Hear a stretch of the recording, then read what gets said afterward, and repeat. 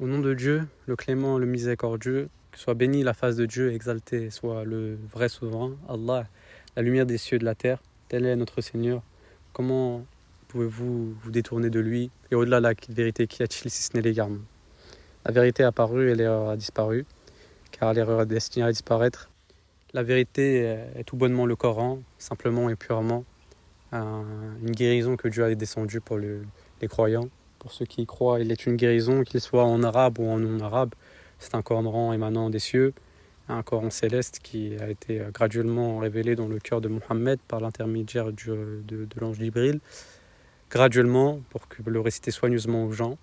C'est un Coran qui revivifie l'âme à chaque fois que nous le détenons en nos mains et que nous le lisons. Masha'Allah, et c'est un esprit qui se mélange au nôtre. C'est une lumière qui s'additionne à la nôtre, qui donne lumière sur lumière. Alhamdulillah. Aujourd'hui, nouveau sujet, nouvelle vidéo à propos de la pierre philosophale. Qu'est-ce que la pierre philosophale? Nous verrons plus en détail vraiment ce qu'elle est, ce qu'elle contient et pourquoi elle est si convoitée et quel sens symbolique elle représente. La pierre philosophale a une grande importance chez les occultistes, notamment chez les francs-maçons ou bien chez les alchimistes. Elle est vraiment dans le monde, ésotérique, les alchimistes et autres en tout genre, voire les sorciers, car elle figure dans le film Harry Potter, qui n'est que tout bonnement de la sorcellerie, après aux plus jeunes d'entre nous, via les médias publics. Elle représente une pierre qui pourrait transformer tout ce qu'elle touche en or. Alors, c'est un fantasme humain que d'avoir cette main en or qui transforme tout en or, comme dans Ali Baba et les 40 voleurs. Mais, la vraie signification, c'est lorsque cette pierre, en réalité, elle représente votre cœur, et lorsque l'islam s'offre à vous, et que que Dieu vous ouvre la poitrine à l'islam, et que la phrase « Sésame, ouvre-toi » infuse dans votre cœur, c'est-à-dire lorsque la vérité, vous voulez la vérité, et Dieu vous ouvre la poitrine et vous guide, et vous avez voulu voir la lumière, et vous n'êtes pas resté sous terre, vous n'êtes pas resté une graine qui ne veut pas voir son Seigneur. Vous avez voulu voir la lumière des cieux de la terre, par permission d'Allah, car aucune âme n'est guidée si ce n'est par permission de Dieu. Aucune âme n'a la poitrine ouverte à l'islam si ce n'est par permission de Dieu. Et du coup, louange à Dieu qui détermine et guide, louange à lui qui puisse nous guider dans le droit chemin, le chemin de ceux qu'il a comblé de faveur, non pas de ceux qui ont couru sa colère, ni même des égarés. Que soit béni celui qui est aux cieux. Et aux cieux, il y a ce qui nous a été promis, et les figures aussi, le Seigneur des cieux et de la terre, Allah, le djinn de l'ange. Entre parenthèses, au-dessus des 7 cieux, établi sur son trône. Alors, vous l'aurez compris, la pierre philosophale, celle qui transforme le Saint Graal convoité des alchimistes, celle qui est tant convoitée par les alchimistes en tout genre depuis des siècles et des siècles, n'est autre qu'une symbolique du cœur de l'homme et de l'âme lorsqu'elle est polie.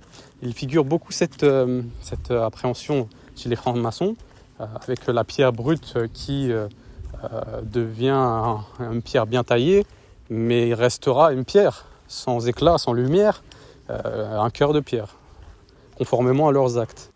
Et c'est pour ça qu'il y a beaucoup de symboles, car tout n'est que symbolisme dans la lumière et dans les ténèbres, au sein de chez eux. Et du coup, pour résumer, la pierre philosophale, si on prend le nom philosophie, c'est l'amour de la sagesse, en grec, il me semble. Et la sagesse n'est autre qu'un don de Dieu. C'est un don immatériel qui n'est pas acquis, c'est inné, c'est-à-dire que ce n'est pas un acquis. Le Seigneur peut le donner, mais le reprendre. Le Seigneur donne et il le ôte en fonction de nos actions et en fonction de sa sagesse. Et il fait ce qu'il veut. On n'a qu'à dire soit et c'est. Et cet amour de la sagesse, c'est cet amour pour Dieu, car Dieu est le sage. Et autour de chaque sage, il se trouve Dieu. La sagesse est la bonne piété, l'humilité, les bons caractères, la vertu. La sagesse est de ne rien associer à Dieu, de faire un... La sagesse est de observer les commandements de l'Éternel, de les appliquer. La sagesse serait à l'image d'un homme qui a une épée, mais qui n'a pas l'aptitude à la brandir ou à la maîtriser. Et c'est ça en fait, il aura le savoir, il aura l'épée, mais il n'aura pas le tranchant pour fendre la graine et le noyau en deux. La sagesse, c'est aussi un don qui est réservé aux hommes pieux, qui est réservé à celui qui le demande, qui craint l'Éternel. La sagesse est un don que Dieu peut donner, que vous soyez reconnaissant ou ingrat, mais quiconque reçoit la sagesse reçoit un don énorme et doit être reconnaissant envers l'Éternel. La sagesse, elle a cherché sa maison sur terre, elle ne l'a pas trouvée, elle a parcouru les cieux et la terre, et elle n'a trouvé sa demeure qu'auprès des anges de Dieu, dans sa garde rapprochée. La sagesse a essayé d'habiter le cœur des hommes, mais le cœur des hommes est inique, plein de haine et de violence et de colère. Et Dieu est amour, celui qui demeure dans l'amour demeure en Dieu, et Dieu demeure en lui. Alors la sagesse vient dans tout cœur, dans un récipient, dans une pierre philosophale, dans une pierre précieuse, selon la couleur de votre roi, qui vient se déposer auprès de vous et qui vous accompagne. La sagesse, c'est Dieu qui inspire à son serviteur les actes qu'il doit faire, comme Joseph et la coupe du roi avec le sac. La sagesse est une inspiration divine. La sagesse est de comprendre et de savoir et de appliquer au meilleur sens du terme. Voilà un peu ce qu'est la sagesse. Elle est plus précieuse que l'or de tous les cieux et la terre. Car la sagesse s'allie à merveille avec la foi, avec le livre, avec la compréhension, l'écriture. Et les impies, s'ils auraient tout le contenu d'or de la terre, Dieu n'accepterait pas ça en rançon au jour de la résurrection. Alors, beaucoup de gens, de personnes qui ont fait des recherches sur cette pierre philosophale, avaient ce fantasme de tout transformer en or, qui me fait penser à un roi, à Midas, il me semble. Cette célèbre histoire d'un roi Cupide qui, justement, a eu souhait de tout transformer tout ce qu'il touche en or. Ce souhait a été... c'est une histoire, c'est un récit. Ce souhait a été effectué et par ce fait, il ne pouvait plus ni manger ni boire. Et tout ce qu'il touchait se transformait en or. Et du coup, il est mort dans sa cupidité. Il est mort dans ce qu'il avait accompli de ses mains. Et de ce fait, finalement, la vraie richesse n'est pas de transformer tout ce qu'on touche en or, mais c'est d'avoir ce contenu en or, cette pierre dans son cœur, de l'avoir été poli par Dieu, de faire ce travail sur soi avec l'aide de Dieu pour être de ceux qui ont eu un cœur saint et qui ont que ce cœur saint soit une pierre précieuse, polie par les épreuves, polie par la volonté de Dieu, pour recevoir finalement la lumière, car nous sommes un canal, soit de ténèbres, soit de lumière, et Dieu est l'émetteur de la lumière, et nous sommes le récepteur, le contenant et le contenu. Et ainsi, finalement, pour que cela infuse, que ce vecteur d'énergie, de lumière infuse et soit redirigé vers les gens. Et c'est ça en fait de transformer tout ce qu'on touche en or, c'est d'avoir un cœur, une âme de paix, une âme de lumière, pour transmettre cette lumière. Et c'est un peu ce qu'était le Messie, fils de Marie, Jésus, parole de vérité, c'est-à-dire qu'il essuyait le faux par le vrai, parce qu'il a été loin de Dieu, il a eu cette bénédiction du Seigneur. Et c'est ça finalement la symbolique de cette pierre philosophale. C'est une pierre qui infuse dans votre foyer, qui infuse dans votre corps, votre poitrine, non pas physique mais métaphysique, du monde qui ressort du monde de l'inconnu, du monde de l'invisible. Et l'âme recèle de l'ordre de Dieu. Et cette pierre, ce contenant est merveilleux il est une pierre précieuse qui, selon votre nature, que Dieu vous a dotée, selon vos qualités, votre aura, votre nature, eh bien, elle sera à l'image de ce qui vous êtes. Elle sera soit une émeraude, soit un diamant, soit un rubis, soit une pierre semi-précieuse. Dieu sait mieux et c'est la volonté de Dieu. Et de ce fait, vous pouvez aussi avoir un esprit d'une pierre et de l'autre, une autre pierre. J'aime bien m'attribuer, par la permission de Dieu, par sa miséricorde, me dire que, en étant modeste, masha'Allah, que j'ai une pierre au niveau du cœur qui serait de couleur blanche, elle serait un diamant, où influerait la lumière du Seigneur. Et en guise de mon esprit serait d'une couleur bleue, elle serait un saphir. Et la couleur bleue et la couleur blanche ont des significations. Vous allez maintenant comprendre où je veux en venir avec les couleurs et notre nature à chacun que Dieu, dans sa prédestination, nous a mis. Alors, à savoir, Dieu nous a créés de terre et puis il nous a insufflé l'âme. Nous sommes tous terre, feu, eau, air, et dans le corps humain se figure l'électricité. Voilà, la combinaison est parfaite. Dieu nous a créés dans la forme la plus parfaite. Il nous a donné forme harmonieuse et quelle belle forme il nous a donné. Et de surcroît, il nous a inspiré l'âme qui provient de l'ordre de Dieu, l'âme qui provient du souffle divin de l'esprit de Dieu, masha'Allah, et qui provient de Dieu est esprit, masha'Allah. Son esprit vivifiant qui donne à l'inerte et qui devient vie, masha'Allah. Dieu donne la vie et la mort, et de la mort il tire la vie, et de la vie il tire la mort. Un alchimiste du nom de Jabir ibn Hayyan a théorisé que le feu était à la fois chaud et sec, la terre froide et sèche, l'eau froide et humide, et l'air chaud et humide. Il a théorisé que chaque métal était une combinaison de ces 4 principes, 2 d'entre eux inférieurs et 2 extérieurs. De ce principe, il a été estimé que la transmutation d'un métal dans un autre pouvait être affectée en fonction de la réorganisation de ces éléments.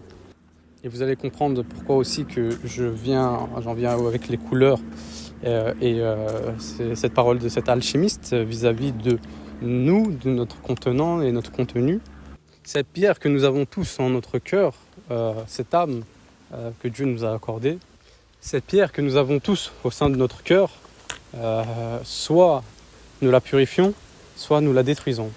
Et c'est en ce sens que Dieu cite la parabole des ruisseaux dans la sourate la vache, où il dit que vous aviez des cœurs plus durs encore, car il y a des pierres qui laissent jaillir des ruisseaux, d'autres qui s'affaissent par crainte d'Allah, et d'autres qui laissent jaillir, d'autres qui se fondent en deux.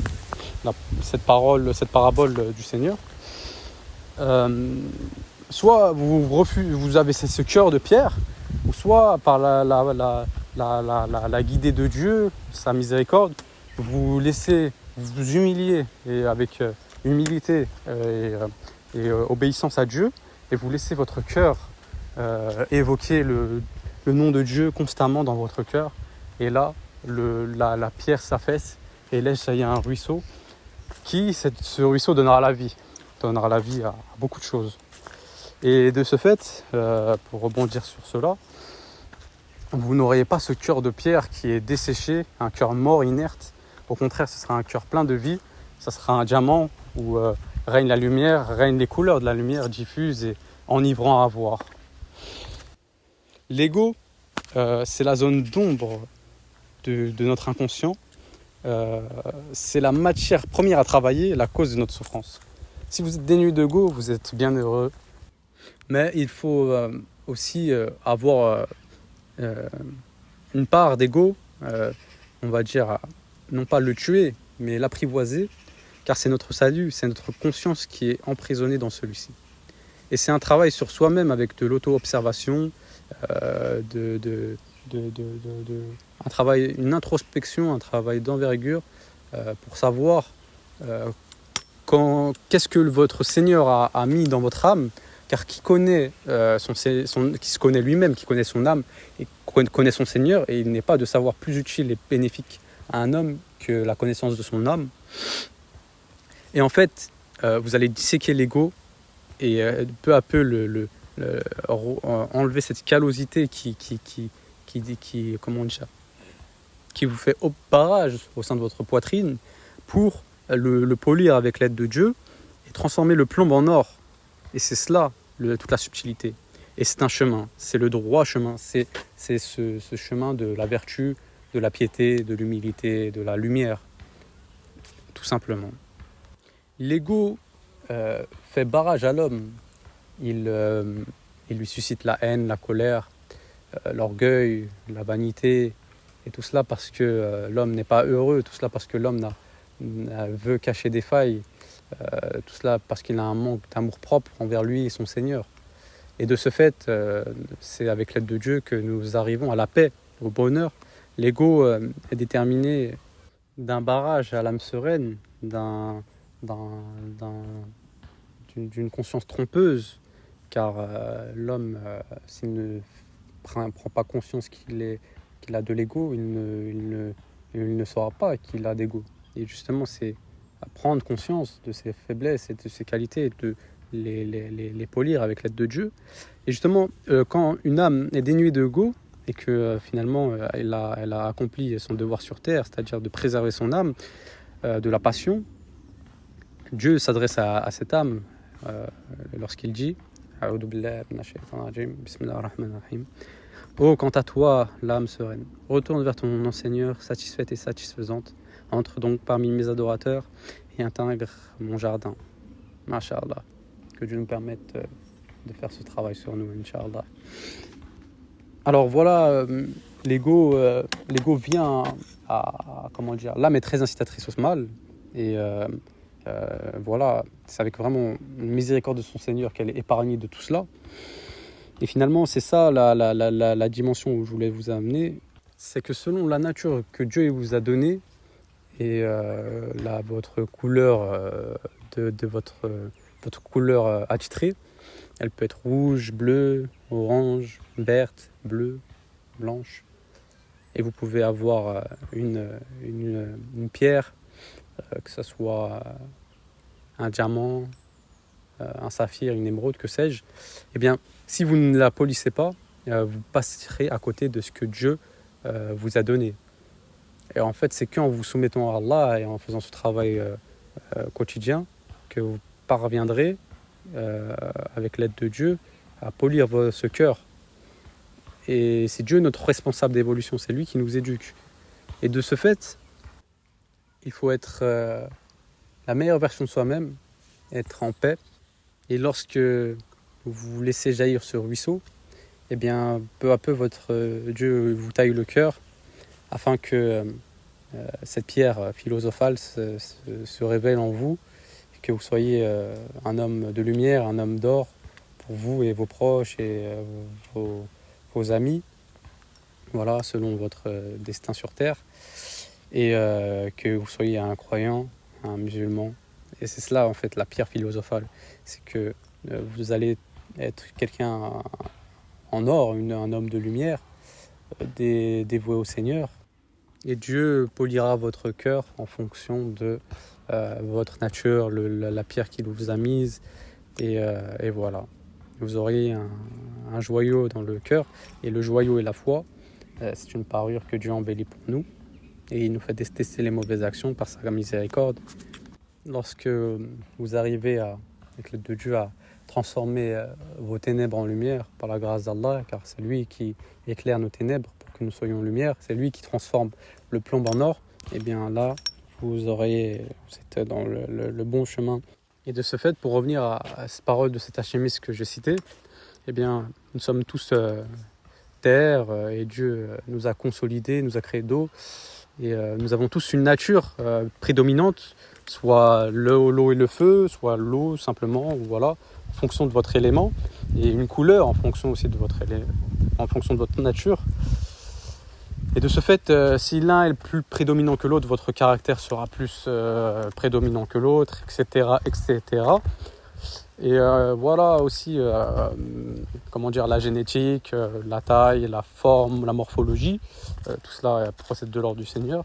Mais en fonction de tout cela, eh bien, et en fonction de ce que Dieu vous a donné dans votre âme, car Dieu étant ses dons à qui il veut sans compter, eh bien, si vous faites ce travail de polir votre âme, en changeant finalement le plomb en or, et c'est ça la pierre philosophale, eh bien vous atteindrez ce qui est de la sagesse, ce qui est de la vertu, ce qui est du savoir, de la science, de la miséricorde. C'est l'inspiration de Dieu, c'est vraiment la lumière. Vous atteindrez la lumière, et c'est Dieu, la lumière des cieux et de la terre, qui mène qui il veut vers sa lumière. Et Dieu nous le dit. Il nous dit que, au nom de Dieu, le guide, la lumière, Dieu est la lumière des cieux et de la terre. Sa lumière est semblable à une niche où serait logée une lampe, qui elle-même est dans un récipient de cristal. Celui-ci aurait l'aspect d'un astre de grand éclat. Son combustible vient d'un arbre béni, un olivier ni oriental ni occidental, dont l'huile semble éclairer, sans qu'aucune étincelle ne l'attise. Donnant ainsi lumière sur lumière, Dieu guide qui veut vers sa lumière. Dieu propose aux hommes des paraboles, et Dieu est omniscient. Alors finalement, vous serez cette as de grand éclat, cette lumière de grand éclat, par la grâce de Dieu, lorsqu'il fait infuser sa lumière dans votre cœur, lorsqu'il vous accorde 2 parts de sa miséricorde et 1 part de sa lumière. Et de ce fait, vous, par la grâce du Seigneur, le plomb, la pierre délaissée, est devenue la pierre angulaire, est devenue la pierre précieuse. Comme disait David, avec la pierre angulaire, la paix soit sur lui.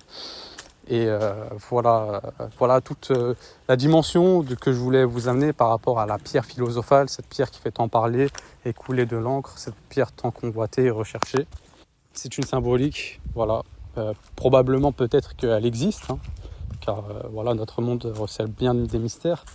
Mais moi, c'est d'une manière philosophale, vous aurez compris le jeu de mots, que je voulais vous amener à cette dimension de sagesse, de lumière, de travail sur soi, car c'est pour ce but que nous sommes. Ce n'est pas de tailler la pierre, parce que tout deviendra poussière, et cela est ma réponse à certains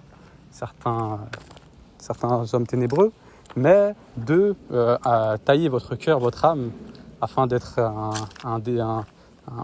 serviteur du Seigneur, un serviteur de la lumière, un serviteur de Dieu. Et un cœur de pierre n'est pas un cœur qui vit, un cœur de lumière est un cœur poli, un cœur qui est opaque, qui laisse que le contenu soit bien visible, alors que la pierre, l'opacité ne permet pas, du moins, à entrevoir quelque chose. Au contraire, elle est brute, elle n'a pas été assertie, elle n'a pas été sertie. Et de ce fait, elle n'est que ténèbres, car ce qu'elle renferme n'est que ténèbres, n'est que du plomb. Des ténèbres où s'entrechoquent d'autres vagues de ténèbres, ténèbres sur ténèbres, vague sur vague. Celui qui a un cœur pareil ne peut ni voir, ni entendre, ni comprendre.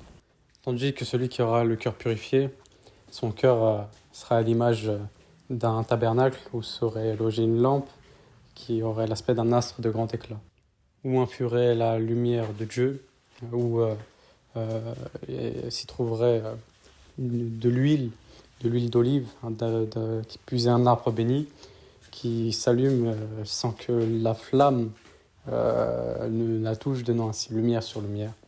Ainsi est la parabole de la lumière. Elle est le cœur du croyant, mais elle représente la lumière de Dieu. Gloire à Dieu, la lumière des cieux et de la terre.